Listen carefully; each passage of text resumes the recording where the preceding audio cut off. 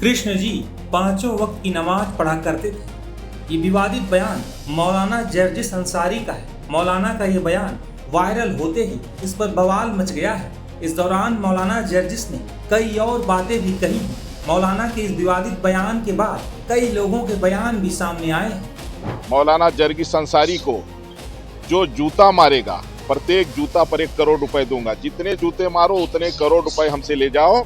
जो मौलवी है मौलाना, ये अपने लाखों समर्थकों के साथ हिंदू धर्म से प्रभावित होकर के अपने मूल धर्म में लौटना चाहता है, इसलिए गीता के श्लोक पढ़ रहा है। मौलाना जर्जिस का ये बयान सामने आने के बाद कई हिंदू संगठनों ने कड़ा विरोध जताया और इसे करोड़ों हिंदुओं की धार्मिक भावनाओं को आहत करने वाला बताया है। विवाद बढ़ने के बाद लखनऊ के हजरतगंज थाने में मौलाना जर्जिस अंसारी के खिलाफ FIR दर्ज की गई है। शिकायत में आरोप लगाया गया है कि मौलाना जर्जिस के इस बयान से धार्मिक भावनाएं आहत हुई हैं और समाज में वैमनस्य फैलाने की कोशिश की गई है। पुलिस ने मामला दर्ज कर जांच भी शुरू कर दी है। वायरल वीडियो की भी पुलिस की तरफ से जांच की जा रही है। हालांकि मौलाना के इस भड़काऊ बयान के बाद सोशल मीडिया पर भी तीखी बहस छिड़ी हुई है।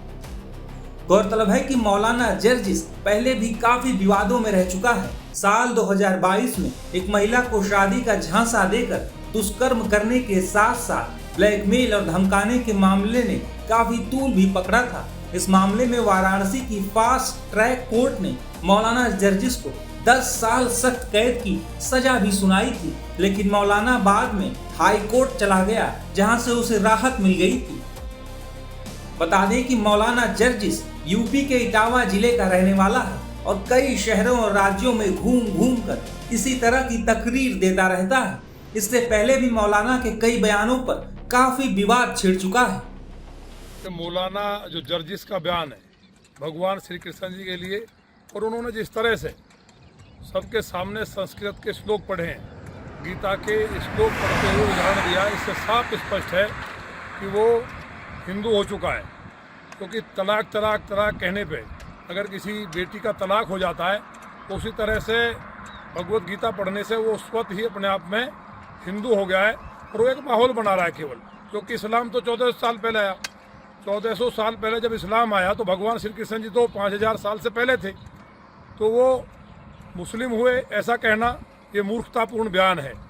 वो साफ मनसा है, हमें पहले भी जानकारी प्राप्त हुई है कि ये जो मौलवी है मौलाना, ये अपने लाखों समर्थकों के साथ हिंदू धर्म से प्रभावित होकर के अपने मूल धर्म में लौटना चाहता है, इसलिए गीता के श्लोक पढ़ रहा है।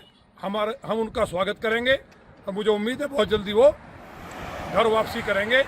गीता के श्लोक पढ़ने से ही वो एक्स मुस्लिम हो गया है। अब तो केवल विधिवत हम लोग उनको गंगा जी में नहवा करके शुद्ध करके लाखों जो उसके मुस्लिम साथी हैं उनके साथ सनातन में स्वागत करने के लिए तैयार हैं। उनकी इच्छा का पूरा सम्मान किया जाएगा।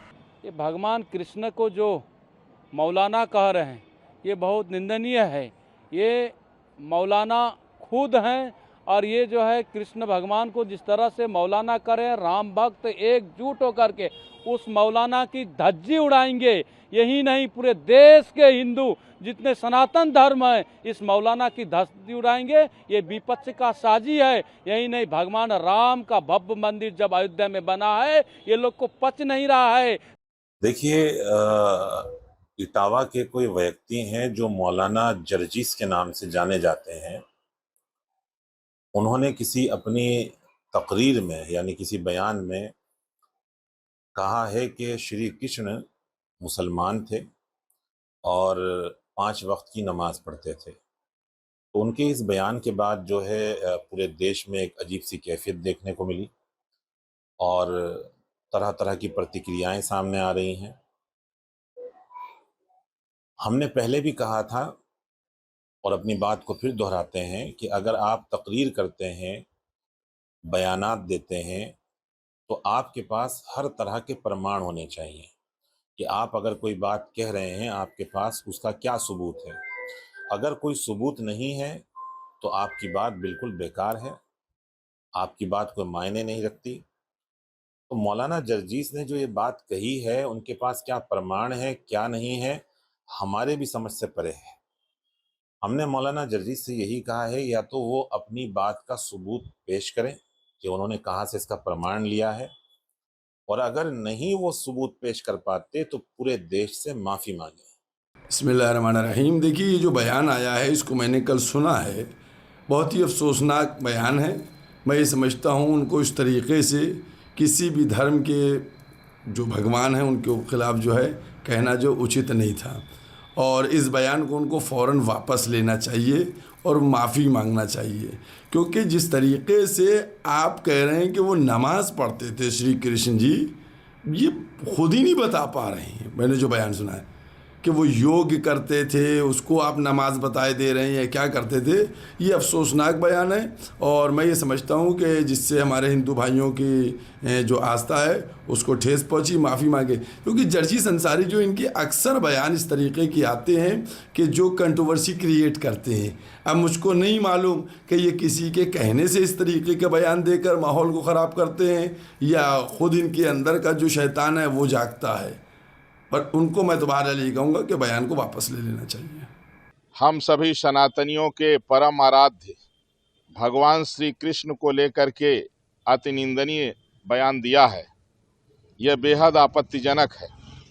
अगर इस तरह का बयान कोई भी सनातनी किसी भी जो है मौलाना को लेकर के या उनके नबी को लेकर के, उनके कुरान को, उनके मजहब को या उनके अल्लाह को लेकर के अगर दिया गया होता तो आज भारत सहित जितने भी इस्लामिक देश हैं सब में हाय तौबा मचा होता। यह अत्यंत निंदनीय है, बर्दाश्त नहीं किया जाएगा।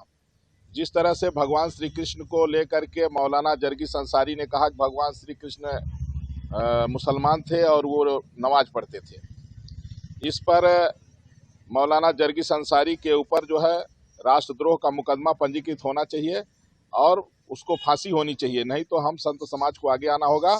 अगर ऐसा नहीं होता है तो मर्यादा पुरुषोत्तम भगवान श्री राम की पावन जन्मभूमि अयोध्या धाम से मैं तपस्वी छावनी पीठाधीश्वर जगत गुरु परमहंस आचार्य मैं घोषणा करता हूं कि मौलाना जरगिस अंसारी को जो जूता मारेगा, प्रत्येक जूता पर 1 करोड़ रुपए दूंगा। जितने जूते मारो उतने करोड़ रुपए हमसे ले जाओ।